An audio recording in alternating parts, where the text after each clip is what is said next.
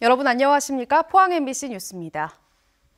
경상북도는 올해 동해안의 수중 로봇과 수중 드론 등 무인 해양 장비와 관련된 해양 신산업을 집중 육성할 계획입니다.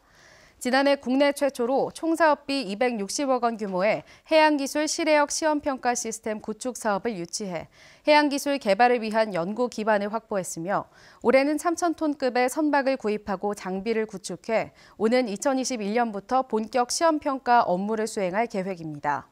동해 최대 수심은 3,000여 미터로 1,000미터 이상의 심해 해양 장비를 개발하고 성능을 시험하기 위한 최적의 장소라는 평가를 받고 있습니다. 포항시는 올해 학교 급식 지원 사업비 205억 원을 확보해 우리 지역에서 생산되는 식재료를 현물로 지원합니다. 포항시는 지난달 친환경 학교 급식 지원 심의위원회를 개최하고 의무급식 및 친환경 농축산물 지원 사업의 급식 대상과 규모, 지원 방법 등을 심의 의결했습니다. 올해부터 모든 초중학교까지 의무급식이 적용되고 유치원 58곳의 의무급식이 190일로 확대되는 등 대상자는 243개 학교 6만 5천여 명에 이릅니다.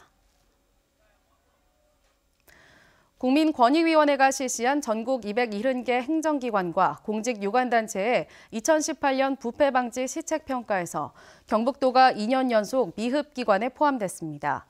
경북도는 등급 변화 없는 4등급으로 2년 연속 미흡기관 15곳에 포함됐으며 경북도교육청도 2등급이 추락한 상등급을 기록했습니다.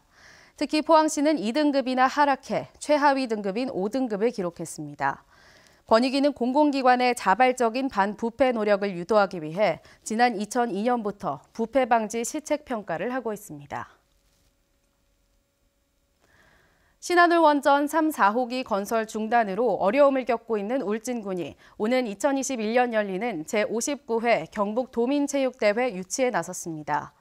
울진군은 1년 전 개장한 울진읍 생활체육공원과 조성 중인 북면 생활체육공원, 매화면 골프장 등 체육 기반 시설과 배감과 덕구 온천단지 등의 숙박시설이 풍부한 점을 강점으로 내세우고 있습니다. 울진군은 지난 2011년 군 단위로는 처음으로 제49회 도민체전을 성공적으로 개최한 경험을 갖고 있는데 이번 유치전에는 김천시와 예천군도 뛰어들어 3파전을 벌이게 됐습니다. 소나무 재선충병이 조금씩 줄어들고 있지만 근절되지 않고 있습니다. 경주시에 따르면 소나무 재선충 피해목은 지난 2015년 9만 8천 그루로 정점을 보이다가 지난 2017년 5만 8천 그루, 그리고 지난해 4만 6천 그루로 줄어들었습니다. 경주시는 올해 피해목을 3만 7천 그루로 보고 오는 3월까지 집중 방제에 나서기로 했습니다.